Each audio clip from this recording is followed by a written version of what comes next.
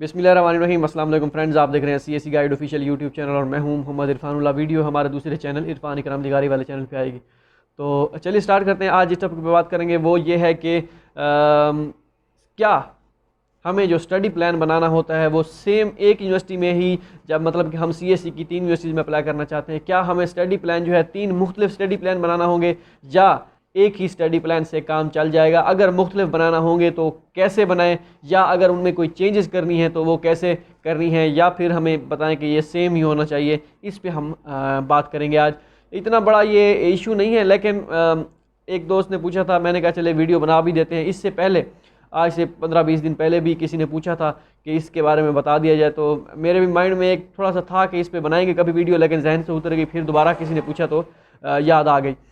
तो इस पे बात यह है कि अगर तो आप चाहें, अगर आप चाहते हैं कि मैं जो है सेम स्टडी प्लान के साथ 3 यूनिवर्सिटी में अप्लाई करना चाहता हूं, तो कोई मसला नहीं है, लेकिन कुछ चीज़ें जो है आपको चेंज करना पड़ेंगी उसमें। कि कौन कौन सी चीज़ें जो है आपको, आपने एक यूनिवर्सिटी में अगर आपने अप्लाई किया है तो दूसरी में जब आप अप्लाई करने लगेंगे तो कौन सी चीज़ें जो स्टडी प्लान में चेंज करनी पड़ेंगी। हाँ, अगर तो आपका रिसर्च प्रपोजल है या कोई इस तरह का कोई चक्कर है, फिर तो आपको सेम, आपका रिसर्च टॉपिक एक ही है, फिर तो आप तीनों यूनिवर्सिटीज़ में एक ही आपका स्टडी प्लान या रिसर्च प्रपोजल चल जाएगा। अगर आप सोचते हैं कि वहाँ पे थोड़ा मेरा मेजर चेंज है, आपका दूसरे में कोई थोड़ा सा अलग है, तो इस तरह आप चेंज कर सकते हैं, कोई मसला नहीं है। तो चेंज करें, सेम हो, कोई इशू नहीं है। अगर आप ये सोच रहे हैं कि सीएससी सोचेगी कि, या सीएससी के पास जब हमारे डॉक्यूमेंट जाएंगे 3 एप्लीकेशंस के जो है हमारी, उनके पास हमारा रिकॉर्ड जाएगा, वो हमारा स्टडी, ये हमें लगता है कि हमारा वो चेक करेंगे, हमें रिजेक्ट ना कर दें, वो ये ना कह दें कि भाई आपका सेम है, ये है, वो है। तो इस तरह का कोई चक्कर, तो भाई ऐसा कोई चक्कर नहीं है, उनको इनके साथ कोई लेना देना नहीं है।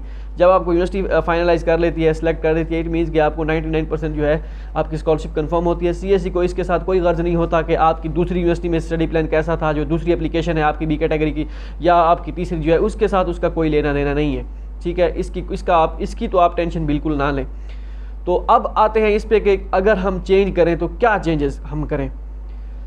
अगर पहली चीज़ मैं जो आपको बता दूं, पहले तो आपने हर यूनिवर्सिटी का स्टडी प्लान हर यूनिवर्सिटी के हिसाब से ही बनाना है। क्योंकि जब मैंने आपको बताया था कि स्टडी प्लान बनाते वक्त के जो वीडियो बनाई थी, लिंक डिस्क्रिप्शन में मौजूद होगा, 4थी-5वीं वीडियो होगी शायद, कि स्टडी प्लान कैसे बनाना है आपने।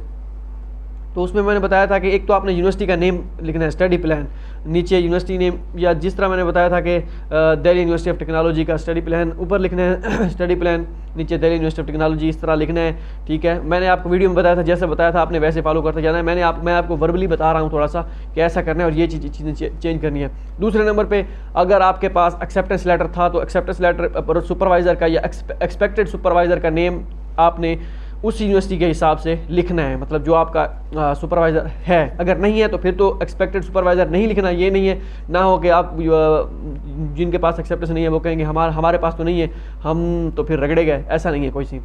अगर आपके पास नहीं है तो आपने एक्सपेक्टेड सुपरवाइज़र वो छोड़ देना है। बाकी आपने उस यूनिवर्सिटी के नेम स्टडी प्लान में यूज़ किए होंगे थोड़े बहुत, कि मैं इस यूनिवर्सिटी में दिल्ली यूनिवर्सिटी ऑफ टेक्नोलॉजी में इस वजह से आना चाहता हूँ, यहाँ पे लैब्स अच्छी हैं, ये है वो, इस तरह की कोई चीज़ें अगर आपने उसमें मेंशन की है तो साफ ज़ाहिर है जब दूसरी यूनिवर्सिटी के में अप्लाई करने लगेंगे, वहाँ पे स्टडी प्लान जब उसमें जो है आप अपना यूज़ करेंगे वही पुराने वाला, वहाँ पे दिल्ली यूनिवर्सिटी लिखा होगा।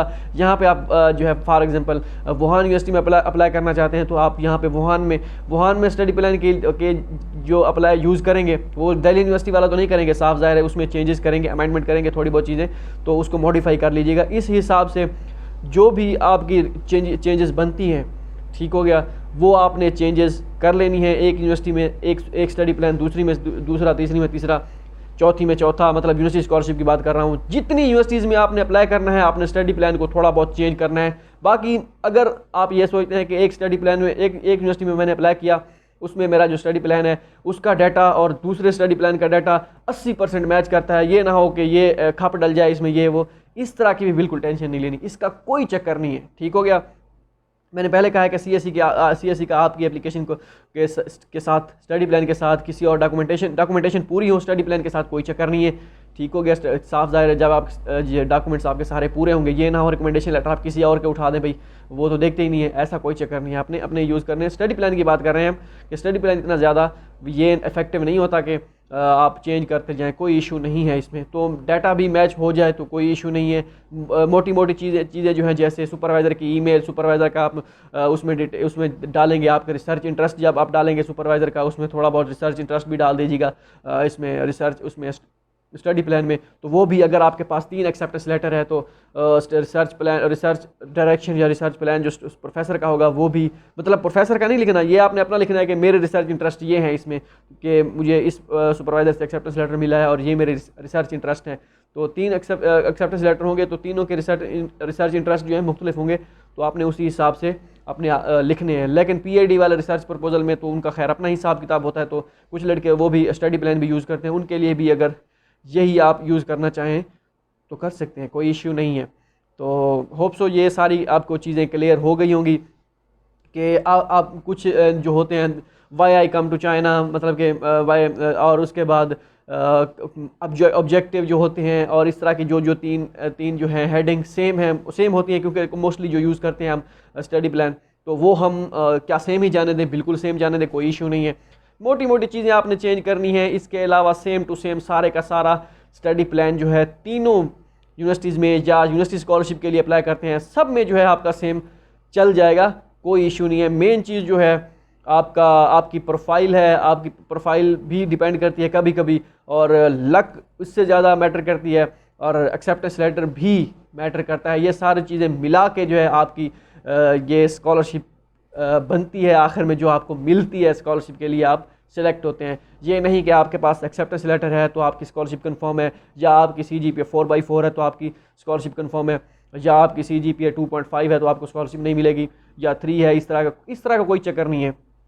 साफ ज़ाहिर है कभी कभी जो है आपको CGPA फ़ायदा भी दे जाती है, कभी कभी जो है आपको लक फ़ायदा दे जाती है, और कभी कभी आप ये नहीं कि आप जो 2.5 है वो डिग्रेड हो जाए कि मेरा नहीं होता 3.0 CGPA, मतलब कि 3.1 है, 2 है CGPA को, तो आप टेंशन लें, तो इस तरह का कोई चक्कर नहीं है भाई। चाइना स्कॉलरशिप ने इस वजह से ये इसमें कभी उन्होंने कमी कोई नहीं छोड़ी। 2.5 वाले भी हुए हैं, 2.8 वाले भी हुए, 3.8 वाले भी हुए हैं, 3.1 वाले भी हुए हैं, 4/4 वाले भी हुए हैं, 4/4 वाले रिजेक्ट भी हुए हैं, 2.5 वाले भी रिजेक्ट भी हुए हैं, 3.0 वाले भी रिजेक्ट हुए हैं। ये सारी चीज़ें जो हैं, ये एक मिथ हमारे जहन में बन गई है कि भाई हमारा नहीं होगा, ये ऐसे हो रहा है तो ऐसे होगा, तो ऐसे, इस तरह का कोई चक्कर नहीं, इनसे बाहर निकलें। ठीक हो गया, मिलते हैं अगली वीडियो में, दुआ में याद रखिएगा, अल्लाह हाफिज़।